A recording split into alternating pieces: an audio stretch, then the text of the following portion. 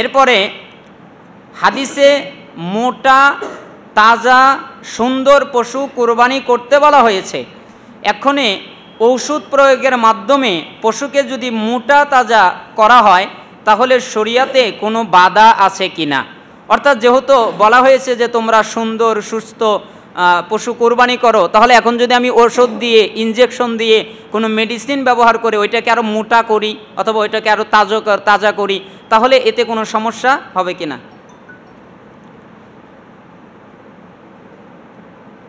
জি না, এতে কোনো সমস্যা হবে। কারণ এইখানে সবচেয়ে গুরুত্বপূর্ণ বিষয় হচ্ছে যে আপনাকে এইরকম করে ধোঁকা দেওয়ার কথা নিষেধ করা হয়েছে, এরকম করে কোনো কিছু করা যাবে না। ইনজেকশন দিয়ে বা ট্যাবলেট খাইয়ে পশু মোটা তাজা করা এটা হচ্ছে অত্যন্ত একটা গর্হিত কাজ, যা আদৌ শরিয়ার সম্মত নয়। কেননা এর মাধ্যমে ক্রেতার সাথে প্রতারণা করাই লক্ষ্য থাকে। যেমন আপনি যদি বিক্রি করেন তাহলে মোটা তাজা করে ক্রেতাকে আপনি ধোঁকা দেবেন। রাসূলুল্লাহ সাল্লাল্লাহু আলাইহি সাল্লাম বলেছেন, যে ব্যক্তি ধোঁকা দেয় সে আমাদের দলভুক্ত নয়।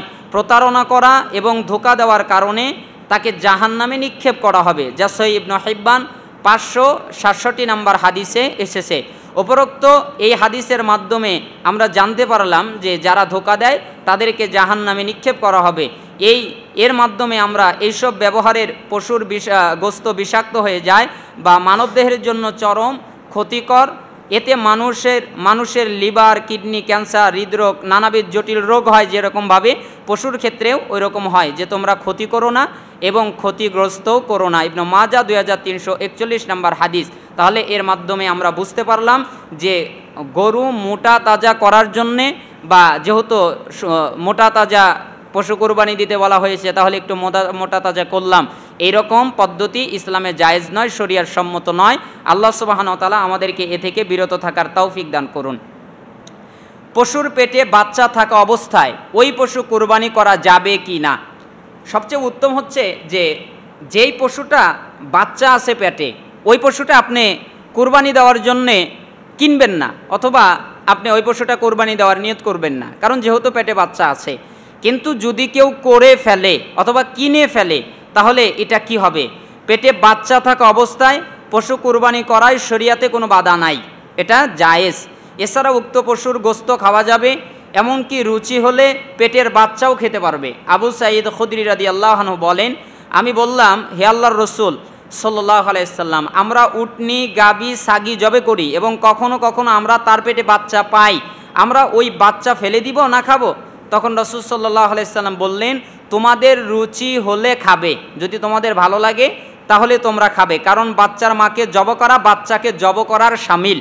যদি বাচ্চার মাকে জবা করা হয় তাহলে বাচ্চাকে জব করা হয়ে যায়। তবে যদি বাচ্চাটা জীবিত বের হয় তাহলে তাকে আবার জব করে নেবেন।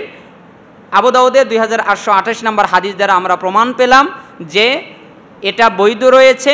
পশুর পেটে যদি বাচ্চা থাকে ওই অবস্থায় যদি কুরবানি করে তাহলে তা জায়েজ। এরপরে যে বাচ্চাটা বের হয় ওটাকেও কুরবানি দিয়ে খাবে, বৈধতা রয়েছে। আর কারো যদি রুচি না হয় তাহলে তার ক্ষেত্রে ভিন্নতা রয়েছে, সে নাও খেতে পারে, বৈধতা রয়েছে। আমাদের সমাজে অনেকটি পরিবার আছে, যেমন মনে করেন যে কোনো একটা সংজ্ঞা, যেমন মনে করেন 300 জন লোক একটা সমাজে বাস করে। আমরা কোরবানির গোস্ত এক জায়গায় জমা করে ওই 300টা ভাগ করে যেই পরিবারে যত লোক আছে ওই পারে ততটা ভাগ তাদেরকে দেই, এভাবে গোস্ত বন্টন করা জায়েজ কিনা?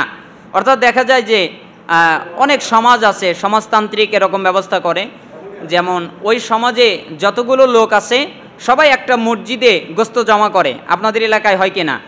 বিভিন্ন জায়গায় দেখা যায় যে তারা সবাই গোস্তগুলো নিয়ে মসজিদে জমা করে। এরপরে জমা করার পরে ওইখান থেকে ভাগ ভাগ করে তারা যারা দরিদ্র তাদের কাছে পৌঁছিয়ে দেয়, এমনটা জায়েজ আছে কিনা? এইরূপ কোনো বিধান শরিয়াতে নাই, এরকম বৈধতা শরিয়াত দেওয়া হয় নাই।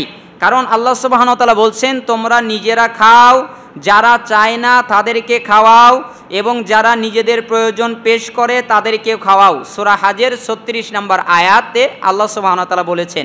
অতএব কুরবানি দাতাগণ স্ব কুরবানির গোস্ত 1/3 এক স্থানে জমা করে মহল্লায় যারা কুরবানি করতে পারেনি তাদের তালিকা করে সুশৃঙ্খলভাবে তাদের মধ্যে বিতরণ করবেন এবং প্রয়োজনে তাদের বাড়িতে পৌঁছে দেবেন। বাকি 1/3 ফকির মিসকিনদের মধ্যে বিতরণ করবেন। অর্থাৎ যিনি কুরবানি করবেন দায়িত্বটা তার, তিনি নিজের জন্য যতটুকু ভাগ করে রেখেছেন তার নিজের জন্য রেখে দেবেন। আর আত্মীয় স্বজনের জন্য যা, এটা তার নিজের দায়িত্ব, সে আত্মীয় স্বজনের কাছে পৌঁছিয়ে দেবেন।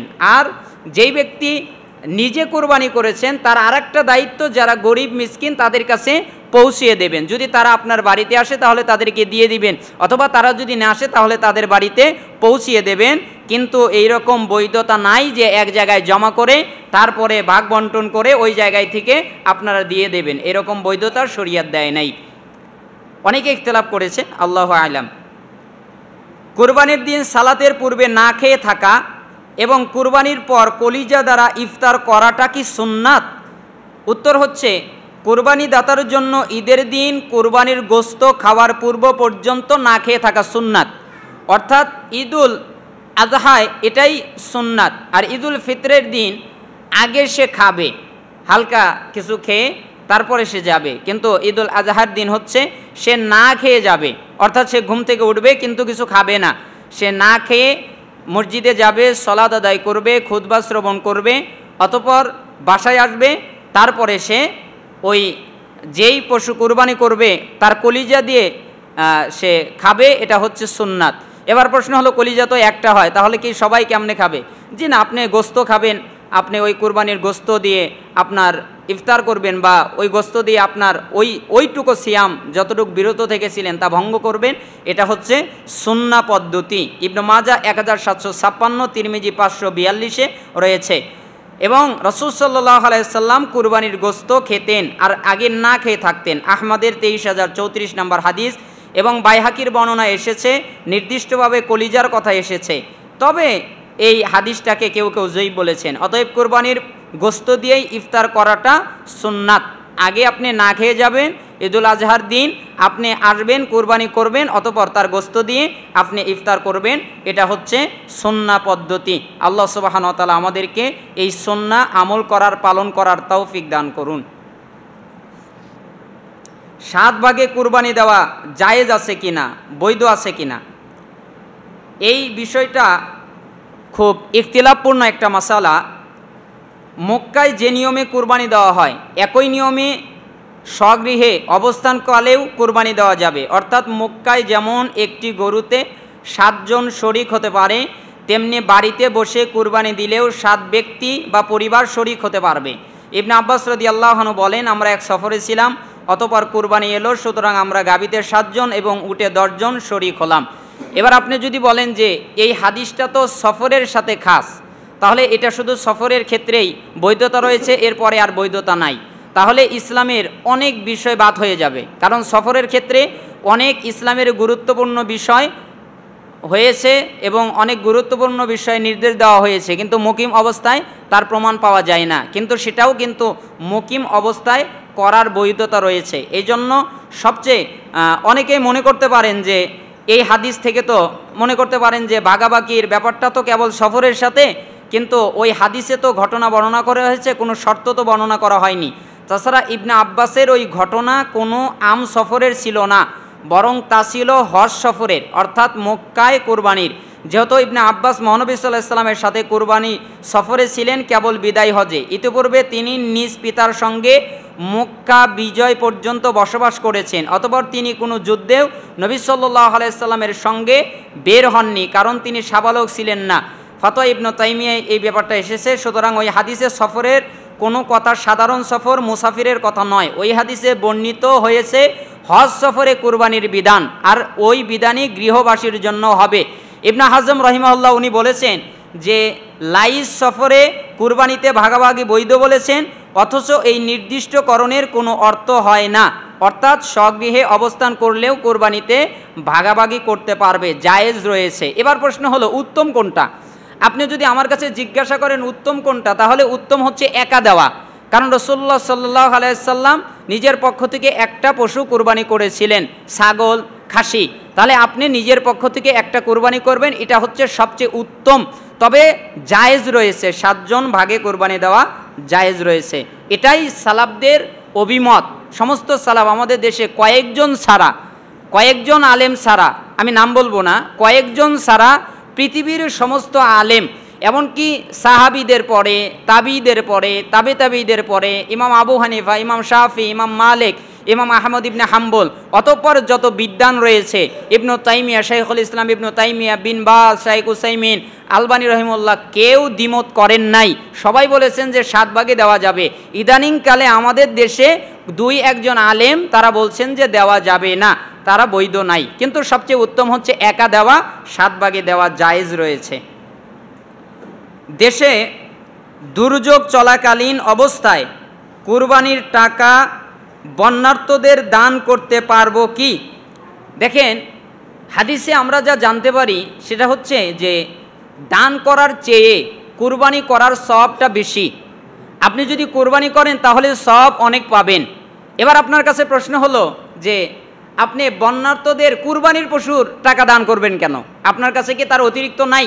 আপনি কি আর দিতে পারেন না? অন্য জায়গায় আপনি এই কথা বলেন না, অন্য জায়গায় আপনি টাকা ব্যয় করেন, অন্য জায়গায় আপনি আসবাবপত্র ব্যয় করেন, অন্য জায়গায় আপনি সব সহযোগিতা করেন, কিন্তু মানুষকে যখন সহযোগিতার কথা হয় তখন কেন কুরবানির কথা আসবে? কেন কুরবানির টাকা দিয়ে আপনি মানুষকে, বন্যার্তদেরকে দান করবেন? আপনি ছাড়া এর বাহিরে যা আছে সবচেয়ে উত্তম হচ্ছে যে আপনি কুরবানির টাকার বাহিরে আপনার যে টাকা আছে তা থেকে দান করবেন, আর কুরবানির টাকা দিয়ে আপনি কুরবানি করবেন। কুরবানি দেওয়া বাদ দিয়ে ওটা বন্যার্তদের মাঝে দান করবেন না। কেউ বলেছে জায়েজ রয়েছে, তবে সবচেয়ে উত্তম হচ্ছে কুরবানির টাকা দিয়ে কুরবানি করবেন, আর আপনার অতিরিক্ত টাকা পয়সা থেকে আপনি বন্যার্তদের সহযোগিতা করবেন, দান করবেন। আল্লাহু আ'লাম, এটাই আমার কাছে উত্তম মনে হয়। প্রশ্ন হচ্ছে, কুরবানির ঈদের দিন হাঁস মুরগি জবাই করা কি নাজায়েজ?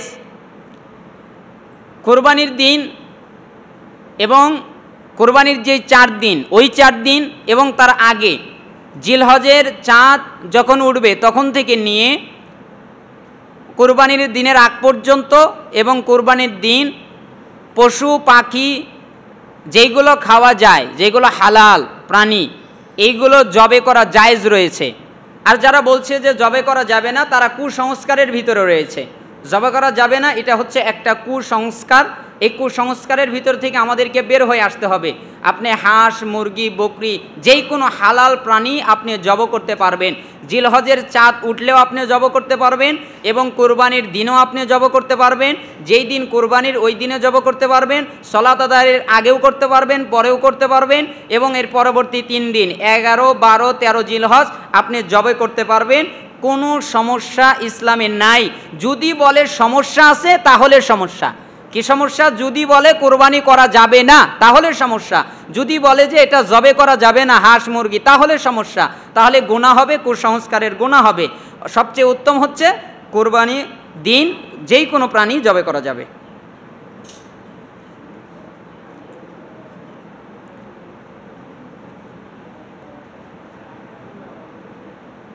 কোরবানির সুন্নাহ পদ্ধতি, এটা আমরা আগে উত্তর দিয়ে দিয়েছি।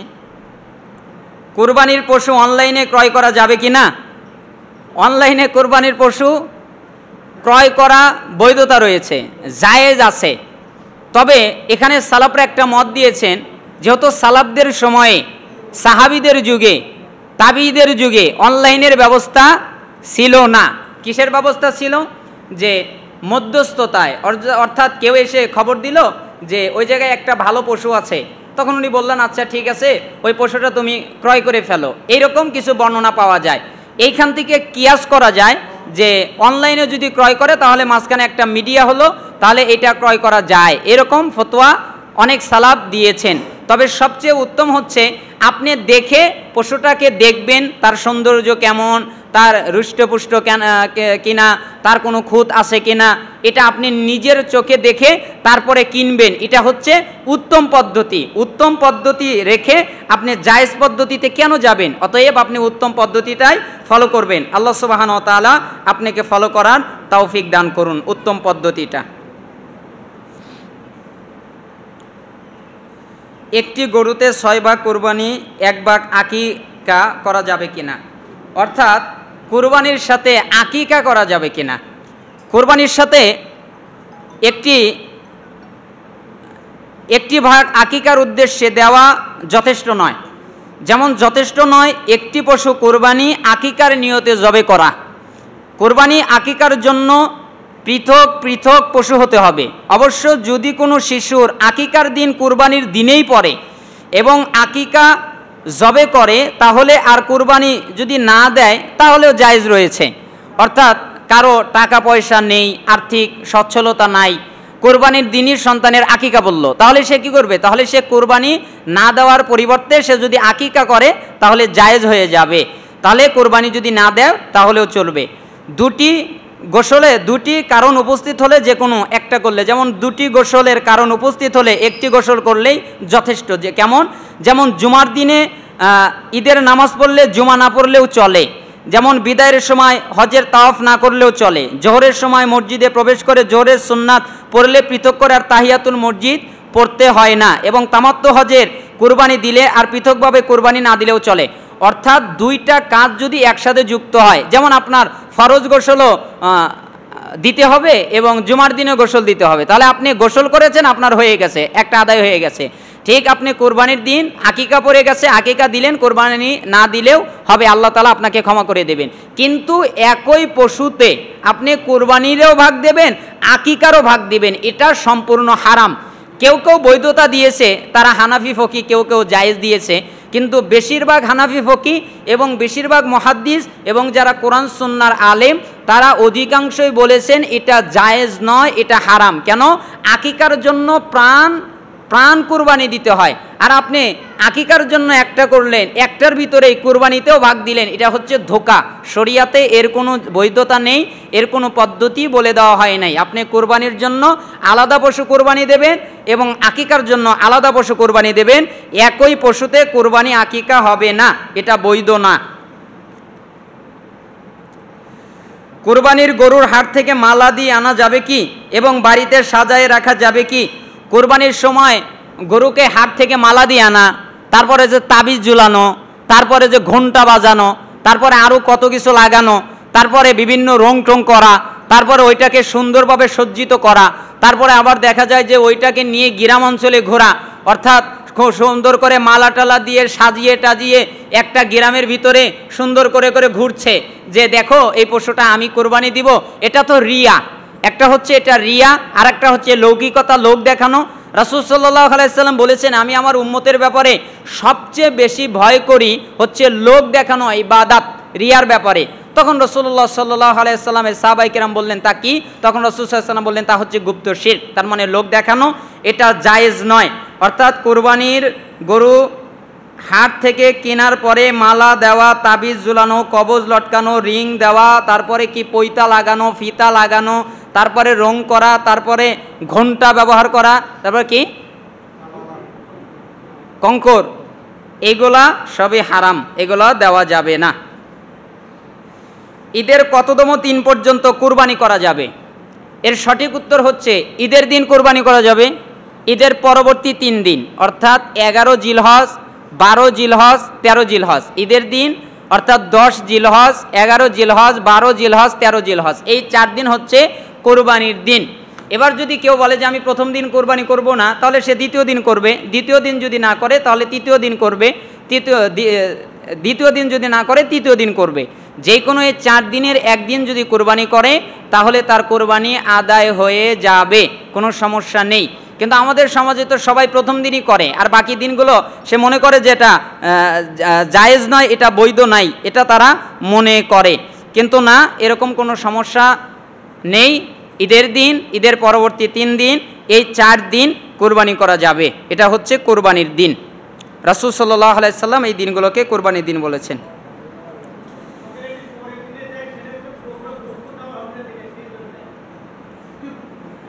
পরের দিন দেয় গোস্ত দেওয়া হবে না দেখে? না না, তা তো করবে না। পরের দিনও যদি কোরবানি করে, ঈদের দিন কোরবানি করলে যেই নিয়ম, অর্থাৎ নিজে খাবে, আত্মীয় স্বজনকে দেবে এবং গরিব মিসকিনদেরকে দেবে। পরের দিন কোরবানি করলে ওই একই নিয়ম, দ্বিতীয় দিন করলে একই নিয়ম, চতুর্থ দিন তৃতীয় দিন করলেও একই নিয়মে, 4 দিনের যে কোনো একদিন করলে একই নিয়মের ভিতরে কোনো কম বেশি নাই। নিজে খাবে, আত্মীয় স্বজনকে দেবে এবং গরিবদেরকে দেবে। যদি তা না দেয় তাহলে গুনাহ হবে।